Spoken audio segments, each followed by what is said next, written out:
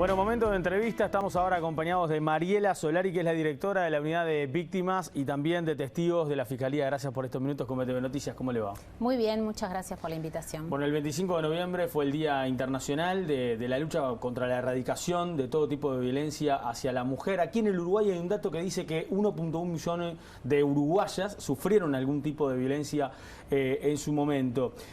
¿Han ido en aumento las denuncias de violencia justamente respecto a este caso? Los números que se presentaron justamente el día que se conmemoraba el 25 de noviembre muestran claramente que en Uruguay hay una mayor visibilización del tema que permite que las mujeres también se acerquen, las mujeres, las niñas, los niños, los adolescentes, a presentar denuncias y solicitud de ayudas en servicios de asistencia que después muchas veces terminan en la judicialización. Particularmente para la Fiscalía hay un indicador que para nosotros es claro en el aumento del volumen de trabajo en lo que respecta a la investigación de este tipo de delitos, que es que Uruguay en el 2017, cuando empieza el nuevo Código del Proceso Penal, el código hoy ya vigente, teníamos 2 fiscalías especializadas en temas de violencia doméstica y delitos sexuales y hoy hay 8 fiscalías. El volumen de trabajo que implica la investigación de los delitos de violencia basada en género, violencia doméstica y delitos sexuales implica un volumen de acciones que tiene que llevar adelante la justicia que ha implicado aumentar las fiscalías. Eso también va acompañado del trabajo que hacen los técnicos de la unidad de víctimas, porque justamente en especial en lo que hace a las investigaciones de delitos sexuales, que tiene que ver con abuso sexual, explotación sexual y trata con fines de explotación sexual, implica que las víctimas tengan un acompañamiento. ¿Por qué en el sistema de justicia? Y uno se pregunta, bueno, ¿por qué este acompañamiento? Cuando se llega a la instancia de la denuncia y de la judicialización, el grado de daño acumulado que generó una situación de violencia vivida durante mucho tiempo, pensemos que cuando se llega a la judicialización es porque ya las víctimas o el entorno identifican que hay un grado de riesgo alto, que tiene que ver incluso a veces con un grado de riesgo de vida, hace que las víctimas tengan muchos sentimientos ambivalentes frente a ese proceso, ¿no? De culpa, de vergüenza, de sentir que no van a poder con ese proceso. Entonces, todo lo que tiene que ver con los efectos que genera la denuncia y la judicialización pueden hacer a la víctima desestimar y retraerse de ese proceso. Y por eso es tan importante el acompañamiento psicosocial con la víctima y su entorno que le permitan sostener ese proceso. ¿Y qué se hace ahí? Para explicarle un poquito a la gente qué es el acompañamiento, o sea, cómo se trabaja con la víctima. Ahí va. Lo que se hace es, desde el momento de la denuncia, cuando un equipo fiscal empieza la investigación y entiende que esa persona que hizo la denuncia o que está como víctima en la denuncia tiene el estatuto procesal de víctima, esto es que se va a iniciar una investigación penal, se trabaja en conjunto con psicólogos y trabajadores sociales de la unidad de víctimas, que son 27 para todo el país, son magros recursos aún con esos recursos lo que se hace es, se tiene una primera entrevista con las víctimas en conjunto con el equipo fiscal o a veces a solas el equipo de la unidad de víctimas. Se hace un primer diagnóstico de lo que tiene que ver con la evaluación de riesgo, con las necesidades que tiene esa víctima para poder sostener el proceso de judicialización. Se le da información, la información es clave, ¿no? Las víctimas muchas veces no saben qué implica hacer la denuncia, atravesar un proceso judicial, por qué una pericia, qué quiere decir que voy a declarar, tengo derecho a declarar. Proceso que es largo, además. Proceso que es largo, cómo y en qué lugar voy a declarar, ¿no? Por eso es importante que las víctimas tienen derecho a estar ambientadas. Eso quiere decir saber dónde es que voy a ir a declarar, quiénes van a estar, quiénes me van a preguntar. Las víctimas, a partir del Código del Proceso Penal vigente, tienen derecho a un acompañante emocional que lo elige la víctima, sobre todo en los delitos sexuales, en lo que se llama la declaración en prueba anticipada. Todo eso requiere una preparación en el sentido de que emocionalmente la víctima tiene que estar preparada para eso. Porque es muy fácil que la víctima logre retraerse, porque cuando hace esa declaración es imposible que no reviva las situaciones que le generaron mucho dolor a ella y a su entorno. ¿Y qué resultados logran? ¿Cuántos logran de alguna forma, bueno, llegar a la conclusión de hacer la denuncia y de seguir con el proceso, y cuántos lamentablemente quedan por el camino, digamos? En realidad las denuncias en lo que tiene que ver con violencia basada en género, más allá de que a veces existe esta cuestión de que se dice, la víctima quiere retirar la denuncia, sí, la investigación tiene que seguir, eso claro, es parte del mandato normativo vigente. Lo que nosotros en estos 4 años hemos logrado como aprendizaje es, si las víctimas están informadas, contenidas y saben cuáles son los pasos, o sea, si vuelven a tomar el control sobre lo que está pasando con su vida, siempre yo digo, uno no puede hablar en nombre de las víctimas ni se puede adueñar de su historia, ¿no? Cuando encuentran que vuelven a recuperar el control sobre lo que está pasando en su vida, hace que logren sostener todo el proceso, ¿no? Que logren hacer una declaración, incluso a veces en estas declaraciones en prueba anticipada, logran decir más aspectos de lo vivido que no lo dijeron nunca antes, porque es muy importante el volver a tener la seguridad y la protección del entorno, protección emocional. No sentirse hostigado, no, claro, sentirse juzgado, sentir que hay un ambiente protector que inevitablemente va a hacerme revivir lo que me generó mucho dolor, porque lo voy a relatar y porque si estoy en ese lugar es porque viví lo que viví. Pero el ambiente reparador que me permita acceder a la justicia, diciendo lo que me pasó en primera persona, eso ha sido algo que en estos 4 años, la devolución de muchas de las víctimas, luego que hay una sentencia, a los equipos fiscales y a los técnicos que trabajan con las víctimas es, sentí que hay algo que pude defender de lo que me pasó, o lo hice para que a otras víctimas no le pasara, o nunca creí que me iban a tratar así. Claro. Y esos mensajes creo que nos tienen que hacer reflexionar que así debería ser, siempre.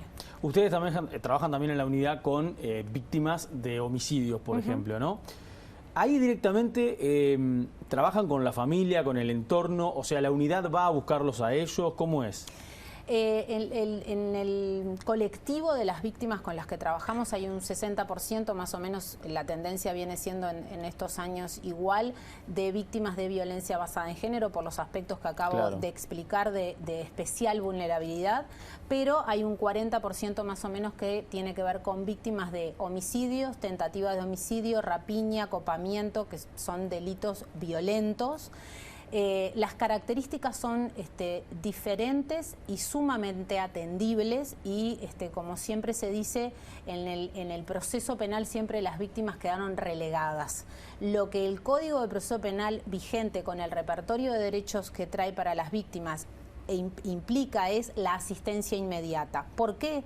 Porque en las primeras semanas en que un hecho gravísimo que irrumpe en la vida de las personas de forma sumamente violenta, como es un homicidio o una tentativa de homicidio, se requiere trabajar sobre los aspectos emocionales del impacto que genera ese hecho.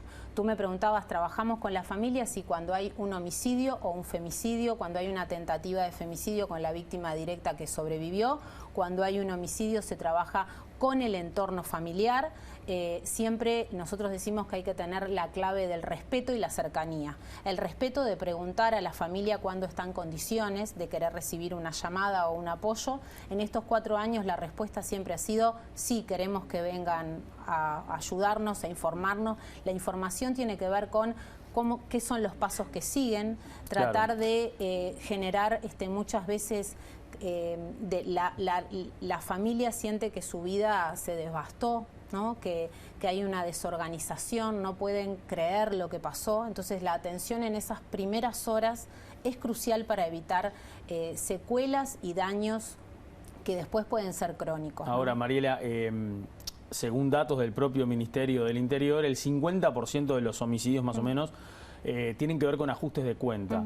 ¿Allí es más difícil poder acceder a las familias? Es mucho más difícil porque, como te decía al principio, nosotros trabajamos con el consentimiento del entorno y de las personas. Y bueno, hay veces que hay personas que acceden y hay otras personas que prefieren que no. En la enorme mayoría sí. Para nosotros, en un delito que se está investigando, cuando un fiscal tiene que una persona es víctima y tiene ese estatuto procesal, nosotros la tratamos como tal y tiene los efectos emocionales igual que cualquier otra víctima. Claro. Y además lo que tiene que ver con la información para su acceso a la justicia también es una responsabilidad y un derecho, una responsabilidad de la Fiscalía y un derecho de las víctimas. En el caso de la violencia, recién tú explicabas, nosotros trabajamos en apoyar a la mujer en este caso, sí, y a entender el proceso y todo lo que va a encarar y demás.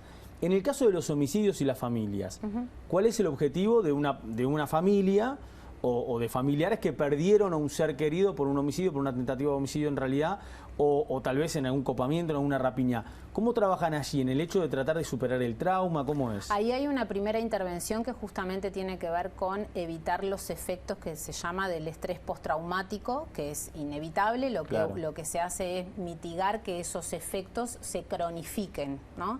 Entonces se trabaja con las familias anticipando cuáles son los efectos que van a generar, ¿no? Esto tiene que ver con el trastorno del sueño, con representarse mentalmente la escena traumática y la escena que llevó a la muerte a un ser querido. Bueno, lo que puede generar muchas veces también con esto de la circulación de la culpa, de lo que se generan en los entornos familiares, tratar de dar algunas indicaciones que tienen que ver con información concreta de los días siguientes, dar, sobre todo, ver las necesidades propias que tiene esa familia con dos objetivos: la asistencia psicoemocional y en salud, y además el acceso a la justicia. Dar información, nosotros siempre decimos, la información es dosificada, porque las personas hay momentos que pueden escuchar y hay otros momentos que no. ¿Cómo se los encuentra? ¿Cómo encuentra un familiar afectado, tal vez choqueado, me quiero imaginar, ¿no? Voy por ese lado de la pregunta. O sea, ¿cómo es trabajar con eso? Con el hecho de que a veces está bien emocionalmente, pero a veces está como bloqueado. Nosotros siempre decimos que el colectivo de las víctimas es tan diverso como es cada ser humano. Hay personas que están muy enojadas, hay personas que están absolutamente paralizadas, hay personas que no pueden hablar, hay personas que quieren enseguida saber todo cómo fue, cómo pasó, y ahí hay que respetar el proceso de cada uno. Cada uno va a poder escuchar en ese momento lo que puede escuchar, y hay que ir dando información que permita a las personas procesar el hecho traumático. Y a su vez, porque eso es el difícil equilibrio en ese momento, la información también para acceder a la justicia, porque son personas que también quieren que se haga justicia por lo que pasó. Por eso es tan importante el rol de la unidad de víctimas, está inscripto dentro de la Fiscalía. Sí. Nosotros trabajamos junto con los fiscales, ¿no? Entonces, el que las familiares tengan un teléfono de guardia para llamar a la unidad de víctimas cuando requieren tener algún tipo de información en lo que hace quiero hablar con el equipo fiscal, quiero saber cómo va la investigación. Eso es muy importante, ¿no? ¿Están conformes con los recursos con los que cuentan hoy?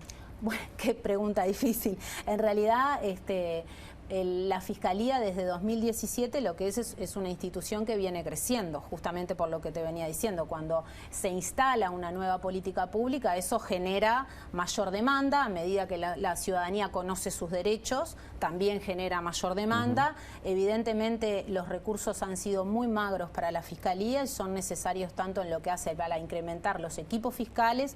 Hay fiscalías que son de turno único en el interior, eso implica que se requieren mayores recursos en ese sentido, y también en lo que hace a los recursos técnicos de la unidad de víctimas.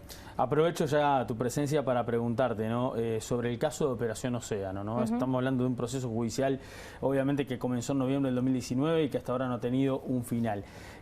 La pregunta que aquí con la producción nos habíamos anotado: ¿cree que la extensión de un caso judicial de estas características debería revictimizar a las víctimas de Operación Océano? En realidad todas las investigaciones de delitos sexuales deberían acortar los tiempos, porque eso es algo muy trabajoso para las víctimas, ¿no?